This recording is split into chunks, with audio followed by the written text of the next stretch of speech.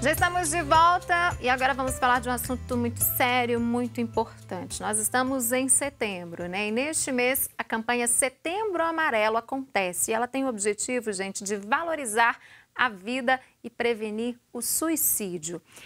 E é um importante movimento que também se destina a conscientizar a população sobre o que é e como cuidar da depressão, né? Que é uma doença incapacitante que atinge muita gente. São mais de 350 milhões de pessoas no mundo, isso de acordo com dados da OMS, que é a Organização Mundial de Saúde. E 9 em cada 10 mortes por suicídio podem ser evitadas, né? O dado da OMS indica que a prevenção ela é fundamental para reverter esta situação. Então, buscar informações, né? Procurar ajuda e falar abertamente sobre as emoções são atitudes muito, muito importantes, né, para o cuidado com a nossa saúde mental. Bom, então, para a gente discutir, para a gente falar mais sobre este assunto, eu recebo aqui no programa hoje a psicóloga Raquel Araújo. Raquel, bom dia, bem-vinda aqui ao Manhã da Piedade. Bom dia. Que Tudo bom bem? que você... Bom dia a todos os telespectadores que estão aí conosco. Que bom que você aceitou o nosso convite para falar de um tema, de um assunto tão sério, tão importante, né, Raquel? Primeiro, quando a gente fala, a gente sempre divulga, né? Sempre fala da campanha do Setembro Amarelo. Agora me tira uma dúvida. Quando essa tristeza, às vezes, que atinge as pessoas que nos atinge, quando ela é motivo de preocupação? Né? Quando que a mãe, às vezes, vê um filho triste, como que ela pode saber, olha, isso não é uma tristeza passageira, isso é algo que, né, eu tenho que procurar um especialista, eu tenho que entender melhor o que está acontecendo. Uhum. Bom, é uma pergunta muito importante porque eu acho que uma necessidade que nós, seres humanos, temos que despertar, aliás, são duas, né? Uma é de uma observação criteriosa para ir além das ocupações e obrigações do dia, da vida, né? Então, perceber assim que o filho está com muita diferença de comportamento, inapetência, um sono alterado e etc., além de uma expressão de tristeza. Então, essa observação. A outra coisa é fazer uma escuta criteriosa, não uma escuta onde a pessoa vai, né, o filho, alguém que convive, vai falando e o outro vai cortando o assunto. Não, depois a gente fala disso, né? Escutar então, pela metade. Exatamente, ali, tem que fazer essa escuta inteira. Com mas, atenção. observa, assim, especificamente dentro disso que você está me perguntando, como se torna preocupante uma tristeza? Quando ela não tem um motivo aparente, quando a perda não é a perda, a frustração, o fracasso não é uma coisa do momento, porque aí nós temos uma questão de luto, naturalmente. Que acontece com todo mundo. Exatamente. Né? E a outra coisa é quando dura mais do que 3 meses. Mais de 3 meses e a pessoa não reage, não muda, continua ali fechada, sem expressão até de vida, vamos dizer assim, abatida, já pode se tornar uma coisa patológica que deve procurar ajuda. Bom, então passou esse período, 3 meses, já é motivo de procurar uma ajuda psicológica, a gente fala? Uma ajuda psicológica. Se existe alguma resistência imediata a um psicólogo, eu acho que um bom clínico geral também já faz uma escuta mais profissional e um encaminhamento, porque às vezes a própria pessoa ela resiste, né? Então, lá, eu não vou no psicólogo e tal. Não, então vamos marcar um médico. O próprio ginecologista da filha pode ser um caminho que faz com que abra um tratamento. Mas o tratamento, sim, ele é feito por profissionais da psicologia. Mas chegar ao psicólogo, a gente pode ter algumas estratégias. Outros caminhos, Exatamente, porque como a depressão ela é uma doença invisível, vamos dizer assim, né? Claro que o sintoma está ali, mas por que eu estou assim? Não existe motivo. A pessoa ela se condena. Então, é difícil dela ter essa abertura e essa aceitação, às vezes até para pedir ajuda. E ainda tem muito preconceito, Raquel? Isso é frescura, demais. Isso é doença de rico, não está com depressão nada. Ainda tem isso? Infelizmente, Síria, muito, muito. É preguiçoso, não quer enfrentar a vida. Se quisesse enfrentar a vida, mas já tinha feito, mas coisa que ele gosta ele faz. Então, existe muito preconceito, é um olhar superficial, né? veja bem, uma pessoa pode ficar mal 15 dias, um mês, isso é uma coisa, né? Outra coisa é ela manter um padrão de desânimo, de tristeza, meses. Isso não é normal, né? O normal não é a tristeza. E aí algo tem que ser feito o quanto antes, exatamente. Né? E a depressão pode levar ao suicídio? Pode.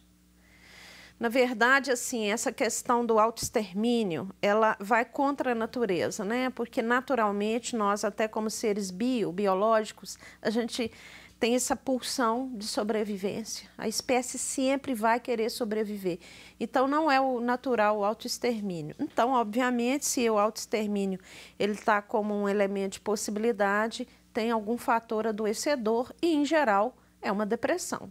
Às vezes tem um evento único muito traumático e a pessoa tem muita dificuldade de lidar com frustração, então ali também pode ter um gatilho. Mas de qualquer maneira, em geral, é um quadro depressivo que gera essa questão do autoextermínio, né? Ou das tentativas, da mutilação também, né? Agora, a depressão passa. O familiar, um amigo identificou que determinada pessoa não está bem, procura uma ajuda psicológica, uma ajuda de um especialista, né? Aquela pessoa consegue seguir o tratamento certinho, de acordo com o que foi proposto. Ela consegue se livrar da depressão? Com certeza, é possível. É uma doença tratável, né? Principalmente se ela for olhada com esse olhar sistêmico, corpo, mente, espírito, ou seja, dá toda uma atenção ao bio, às quedas de neurohormônios, dá toda uma atenção psíquica, uma abertura de trabalhar a espiritualidade através de valores que a pessoa tem, a perpetuação, o sentido da vida, né? Buscar o sentido da vida da pessoa, a depressão passa.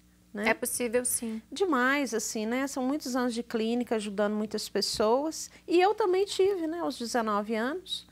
E esse olhar criterioso da minha avó, muito esperto, ela conseguiu me dar algumas pistas e me convencer de que algo estava errado. Claro que eu já sabia, mas eu não tinha... Não tinha força, às vezes, né? Para falar, eu preciso de ajuda. E ela teve, né, uma pessoa muito sábia e ela me deu um acolhimento, né? O depressivo, num primeiro momento, ele precisa de acolhimento, Síria. Colher o que ele está falando e não condenar o que ele está falando. Tem que ser ouvido, e às vezes a gente condena, exatamente, né? Sem perceber até. Isso, e quando eu tive essa facilitação por parte familiar, né? Na pessoa de minha avó, foi tranquilo procurar o tratamento. Eu, inclusive, já fazia o curso de psicologia, né? Então, assim, eu posso dizer até testemunhalmente que nunca mais tive nada. Uma experiência de vida. Exatamente, teve, então, um tratamento que pode durar aí 1 ano, 2. Depende de cada caso. Depende, existem muitos tipos de depressão. Isso que eu ia te perguntar, os níveis da depressão. Não existem só níveis, como existem diferentes diagnósticos, né? Existem tipos diferenciados da doença, uma doença mental que afeta, em geral, a emoção. Então, existem tipos diferentes. Em geral, de uma maneira, assim, globalizante, a que leva a um suicídio é a bipolar, né? Estou dizendo em geral, é claro que sempre se tem situações de exceção, porque o bipolar ele tem essa mudança de humor de forma muito brusca, muito repentina. Então nessa mudança de humor pode ser que ele não dê conta ali de uma realidade, exatamente. Então existem vários diagnósticos depressivos e existem graus dentro dos diagnósticos. Então existe um grau leve, moderado, um grau severo. Uma pessoa num grau severo, numa depressão endógena, por exemplo, é aquela pessoa que está acamada, consegue levantar nem para fazer o básico, né? Atinge o básico que eu digo em termos de alimentação e higiene. Isso são coisas que a gente precisa observar. A pessoa não está dando conta de tomar banho. Às vezes não é nenhuma doença física aparente ali, mas é uma depressão. Por isso que a pessoa tá na que acontece? Quando existe um quadro depressivo, existe uma mudança neurohormonal. Existem quedas das substâncias de ânimo, né? Então, aquele impacto fisiológico, ele não é da sua cabeça. Eu costumo até dizer, faz um exame bem detalhado numa hora de pico para baixo para ver se não dá alterado. É claro que dá alterado, né? Então, assim como nós temos vitaminas no corpo, que ferro, enfim, vitamina D, né? Nós temos também neurohormônios que sustentam a nossa vida e precisam estar em níveis equilibrados e só estarão se nós estivermos fora de de eventos patológicos. Agora, fatores genéticos interferem? Tem a ver também nessa questão da pessoa desenvolver ou não depressão, Raquel? Nós temos duas maneiras de formar nossa personalidade e, portanto, também sintomas ou patologias. A base psicogenética e a vivência da pessoa no início da vida, gestação, primeira infância. Então, sim, né, objetivamente, a depressão que leva a suicídio ou a que não leva, ela pode ter fatores psicogenéticos, com certeza. Pode. E nesse caso, quanto antes, então, a pessoa tiver um acompanhamento, mais rápido vai ser essa volta, mais rápido essa volta dela. Sempre, né? Qualquer diagnóstico, quanto mais cedo a gente conseguir chegar nele, mais rápido a gente consegue reverter. E agora afeta pessoas de todas as idades? Crianças, jovens, adolescentes? Tem um público que é mais vulnerável? Tem um público mais vulnerável. A depressão infantil, ela ocorre, ela é mais rara, mas ela existe. A vulnerabilidade do adolescente é grande, porque ali envolve vários fatores de mudança mesmo e de transição para chegar na vida jovem, que implica em responsabilidades, enfim. Pessoas que estão em sofrimentos longos, né, vamos dizer assim, desempregos longos, casamentos que dão errado, um atrás do outro, a pessoa tenta um casamento, 2, 3, frustrações constantes e contínuas, tem esse grupo de risco grande. E idosos, né, que vão perdendo o sentido da vida. Mulheres são mais vulneráveis que homens? Existe uma pesquisa que sim, que a mulher diz que sim, a mulher é mais vulnerável à depressão, em função até mesmo dos neuro-hormônios femininos, sabe? A pesquisa comprova, a busca no consultório também comprova isso. Mais mulheres buscam. A sensibilidade da mulher é bem grande, né? Sensibilidade não é fraqueza. De forma alguma. Né? Mas a sensibilidade da mulher é bem grande e às vezes ela capta uma gama de coisas que torna ali a vida um pouco pesada, né? Agora, Raquel, como pedir ajuda, né? Às vezes a pessoa está nesse nível que ela quer falar, ela quer conversar, ela quer dizer que algo não vai bem com ela e ela está precisando de ajuda e ninguém ouve, ninguém presta atenção. O que essa pessoa pode fazer?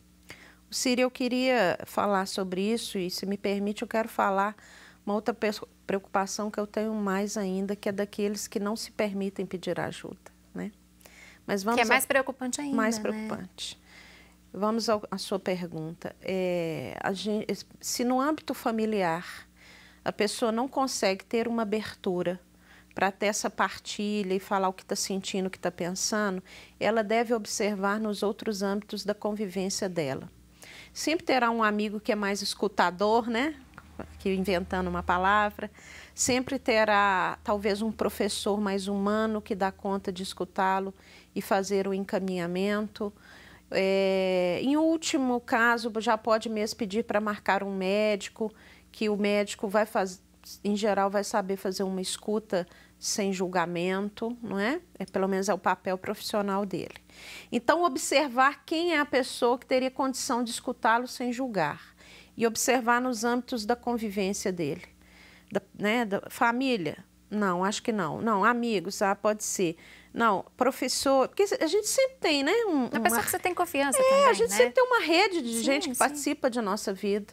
Então, essa observação é importante. E agora, e quem não tem? Pois é, quem não tem nem essa vontade de pedir ajuda. Pois é, quem não tem essa vontade ou essa permissão, essa autopermissão, quem convive tem que estar com um olhar muito observador para poder mexer no sistema que ela vive, tá? Então, assim, eu sempre falo para os familiares, a pessoa não quer pedir ajuda, faça terapia familiar. Porque a terapia familiar sistêmica, ela vai ajudar a pessoa a trabalhar padrões de comportamento que vão ajudá-lo a sair daquele momento dramático da vida dela, porque existe um tipo de olhar, um tipo de fala na rotina que vai fazer o outro dar uma abertura. Então, procurar é o que a gente chama de terapia indireta. Não, a pessoa não faz, mas faz você que convive Família com faz ela. para ajudar e sabe que aquela pessoa precisa, né? Até mesmo um esposo pode fazer para ajudar uma esposa, porque existe muitas técnicas hoje disponíveis na relação que podem ser aplicadas para ajudar o outro. Então, a minha preocupação grande são com aqueles que estão fechados e quem convive com eles que possam procurar essa ajuda. Agora, tendo esse reconhecimento por parte de um familiar ou por parte da pessoa, né, de expor o que está acontecendo, procurando ajuda, a gente pode evitar o número grande de suicídios, que a gente viu esses dados aí divulgados pela OMS, Raquel? Sem nenhuma dúvida, Síria, porque, na verdade, aquele problema eminente na mente, na emoção, ele é muito pontual, no sentido assim, ele é forte naquele momento, mas ele pode ir graduando para baixo com as técnicas, com a ajuda, com o desabafo, inclusive, com a diminuição da autocondenação, né? Existe uma forte traço na depressão que a pessoa se auto-rejeita de uma maneira fortíssima. E quando ela consegue vincular com esse outro que vai ampliando a visão dela, aquele excesso de pensamento e emoção negativa vai abrandando até o ponto de ser eliminado. Então, sem nenhuma dúvida, a busca de ajuda impacta com certeza numa diminuição drástica de um resultado dramático como esse, né? Quando a pessoa já dá sinais que a situação já está grave, né? Quando ela já começa a conversar ou colocar nas redes sociais, né? Que perdeu o sentido da vida, que ela não está mais feliz. Qual que é o papel do outro que conhece, que convive? Porque a gente vê muitos julgamentos nesses casos também. Ah, tá querendo só chamar atenção, não vai fazer nada não. O que cabe a nós que estamos ali ouvindo ou lendo, né? O que uma pessoa está falando Existe, nesse inclusive, momento. uma crença de que quem fala não faz, né? Ah, quem fala que vai suicidar não suicida. Isso não é verdade, tá? Existem pessoas que não falam e vão tentar, existem pessoas que falam e vão tentar mesmo. Não é então, uma receita de bolo. Não, a gente não, quando se trata de ser humano, nunca há, né? Mas a gente tem que ficar com esse olhar atento. Se a gente é amigo dessa pessoa que postou na rede social, tem que, olha, eu vi sua postagem, estou aqui para te ajudar. Tem que se oferecer, né? Tem que se colocar à disposição. Às vezes a pessoa fala, mas eu não sei o que fazer. Não, às vezes uma primeira escuta, né? Uma primeira escuta já abre um outro caminho. A gente não tem que pensar no resultado final. A gente tem que pensar em ajudar o outro aqui agora e ampliar a busca dele numa ajuda, né? Numa busca de ajuda profissional. Agora, pessoas que estão de fato com esse comportamento já de autoextermínio repetitivo, eles não podem ser deixados sozinhos. Sempre tem que ter alguém por perto, tomar cuidados mesmo, com objetos pontiagudos, com alturas, tem que observar, tem que estar perto, tem que fazer um revezamento. Né? Não precisa estar ali colado no corpo da pessoa, mas tem que estar por perto. Talvez nem deixar a pessoa saber, né, que tem alguém exatamente, o tempo inteiro porque de olho ela nela. não tem aquela consciência profunda de que ela está doente. Ela acredita piamente que o autoextermínio é o caminho de solução. Ela quer livrar do problema e ela vê a morte como um caminho de livramento. Então, todo esse cuidado, essa escuta, ajuda de buscar um profissional especialista no assunto. Demais. Pode evitar, então, né, que a pessoa tem que buscar mesmo. A assim, existem profissionais, é para isso, né, gente? Os profissionais estão aí. Não pode haver um julgamento com relação a isso. Aí eu tenho que resolver sozinho, aí eu tenho vergonha, porque na minha família não tem ninguém deprimido. A gente ouve muito isso, Pelo né? amor de Deus, gente. Vergonha de doença, né? Não vou falar do meu sentimento, porque vão achar que eu sou um fracassado. Exatamente. Não, isso tudo tem que ser repensado, até de forma cultural mesmo, né? A gente tem que repensar a nossa cultura para ter uma visão mais ampla, mais acolhedora, mais solucionadora, né? E a gente tem que entender que o sentido da vida ele não é só utilitário. O problema do esvaziamento do sentido é que a pessoa acha que se ela não tem utilidade, ela não serve mais para nada, ela é descartável, né? E descartável são objetos. Objetos, sim, a gente Ninguém é descartável, né? Ninguém é descartável. O sentido da vida ele é único, ele é pessoal e ele não está necessariamente ligado a fazer coisas, né? Existem pessoas que estão ali sentadinhas, caladinhas, mas elas têm uma força e o fato delas estarem ali, mesmo que caladas, elas dão uma força para a gente. Então, precisa ampliar o sentido da vida e cortar essa ideia de que o sentido é utilitário. Independente do que a pessoa faça, se ela aparenta estar bem, trabalhando, estudando, mas se percebeu que, né, que numa conversa ou que ela mudou o comportamento por mais de 3 meses, como você falou lá no início, é procurar ajuda. É dessa forma que a gente pode evitar, então, casos de suicídio. Exatamente. Agora, a procura da ajuda, ela tem que ser com delicadeza, né? Não adianta falar, eu falo para você ir no médico, você não me escuta nunca. E já aí falei, começa uma condenação ali, né? Qualquer conversa condenatória não tem resultado. Vai ficar pior nesse caso, né? Exatamente. Tem que ser com leveza. Exatamente. Raquel, muito obrigada por ter vindo conversar conosco sobre um assunto tão importante, tão sério, né? Você que está em casa nos assistindo, se você tem algum amigo, algum familiar, algum colega de trabalho, alguém que você gosta, né, que talvez esteja passando por um momento delicado, então fique atento, ouça e ajude também procurando um auxílio de um profissional. Eu agradeço o convite, né? Agradeço a todas as pessoas que estão aí conosco e que a gente possa trazer mesmo, né, esse questionamento que venha com qualidade de vida para o dia a dia. Um ótimo dia, Raquel. Obrigada a todos vocês. E você de casa, continue conosco, viu? Nós vamos fazer uma pequena pausa no Manhã da Piedade e eu quero convidar você a participar lá do nosso grupo do WhatsApp, viu? Pois é, um grupo muito especial e todos os dias os conteúdos exibidos aqui no programa, né, podem ser enviados aí para você. E para participar deste grupo, basta você mandar uma mensagem para o número que aparece na tela. Código de área é o 31996527324. A nossa equipe já vai adicionar você a este grupo, viu? Nós voltamos em 1 minuto, não saia daí.